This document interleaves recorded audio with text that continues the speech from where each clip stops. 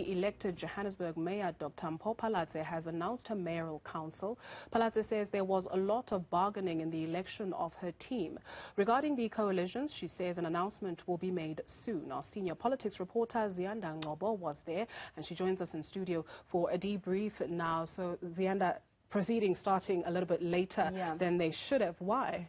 It would seem that up until the very last minute, the negotiations and the bargaining were still taking place as to which mayoral council positions would be handed to who. Remember, there are 10 political parties negotiating for 10 posts.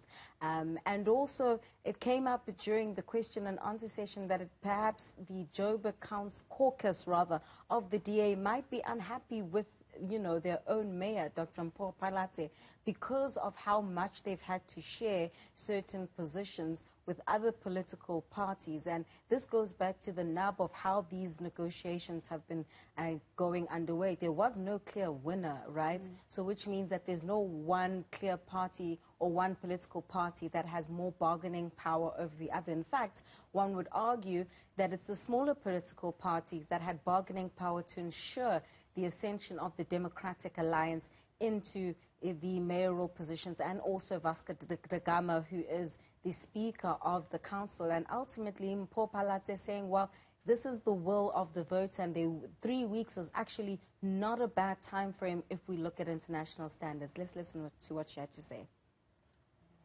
Everybody understands this was a democratic election. The voters have spoken. It is their will that's left us in this position. But I'm happy to say to our voters today that they have really trained us up well to be accommodating, to be collaborative, consultative, and that today they have a government that represents all their various constituencies. And I believe this was the best outcome indeed for the city of Johannesburg. A very confident-sounding Dr. Phalatse, also mentioning that she's very satisfied with the composition of her team, right? Saying that finally Johannesburg is going to get the best of the best, and she's ready for the job. Let's talk about the composition of the team. Certainly. So, I mean, you've got Action SA there. I think they've got about 2 or 3 posts. The DA's got 2. IFP's got 1. Freedom Front Plus also has 1. So it is a mixed bag of political parties. Some of those who form part of Action SA used to be part of the DA. If you remember that mass exodus of politicians leaving the Democratic Alliance. But, it's interesting the tone and the approach that was taken in these negotiations. It's taken 3 weeks to get to this point. Last Friday, in fact, was meant to be the swearing-in ceremony. That was postponed as a result of the jostling, and I'd say the clashing of egos, really, behind closed doors. And really what becomes important here is how well then all these political parties will work together, given the fact that even internally within the DA, the Joburg caucus seems to be unhappy.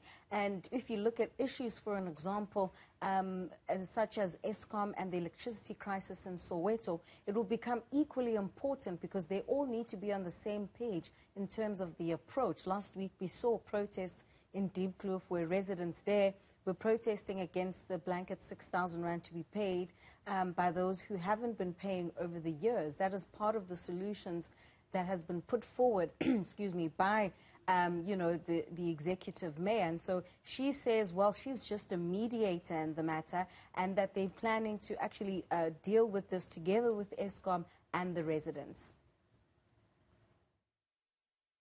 On the Diepkloof electricity issue,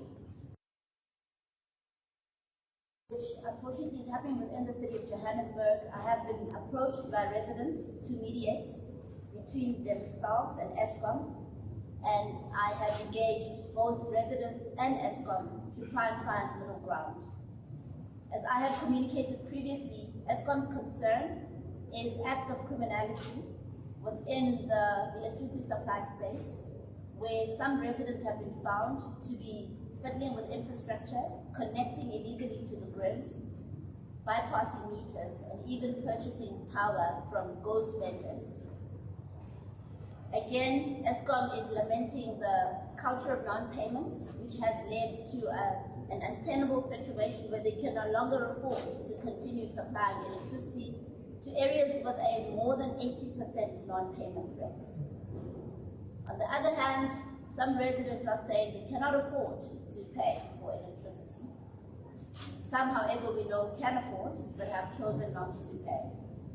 My role as a mediator was to understand both sides, and I think I've understood very well both sides and what needs to happen. Eskom has reported that since my intervention, they are seeing the payment levels increase, so people are starting to pay. That's good news to us, because even city power has its own battles with non-payment. Her words earlier using words like a prudent and fair approach has been adopted, and there's a number of people who support the hardline stance that they have taken with regards to this issue of electricity, but I guess only residents will tell, right, and only time will tell. Where to from here? So certainly now we have the swearing-in ceremony that needs to be get underway soon. It has to happen sometime this week. But also, remember the negotiations were happening concurrently for the cities of Joburg and Tshwane. So now we're expecting at some stage, either later today or tomorrow, that the city of Tshwane mayoral councils will all, councillors, I should say, will be announced, and that council will also be constituted, and so that the real work can actually just get underway now. Absolutely. Senior politics reporter Ziyanda Ngcobo, thank you.